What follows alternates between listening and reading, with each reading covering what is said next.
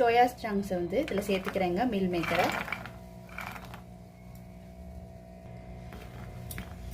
இது ஒரு 5 மினிட்ஸ் வந்து சுடு தண்ணியில் இருக்கட்டும்ங்க. அதுக்கப்புறமாட்டி இந்த தண்ணியை நல்லா புளிஞ்சு எடுத்து பச்சை தண்ணியில் ஒரு தடவை கழுவி எடுத்து வச்சுக்கலாம். சுடு தண்ணியை ஃபில்டர் பண்ணதுக்கப்புறம் இதில் கொஞ்சம் பச்சை தண்ணி சேர்த்துக்கிறேங்க. இது ரூம் டெம்பரேச்சருக்கு வரட்டும். இப்போ இந்த சோயா சங்க்ஸில் உள்ள தண்ணியை புளிஞ்சு எடுத்துக்கலாங்க. இந்த மாதிரி எல்லா இதுலேயும் புளிஞ்சு எடுத்து வச்சுக்கலாங்க. இப்போ ஒரு பவுலில் 1/2 கப் தயிர் சேர்த்துக்கிறேன்.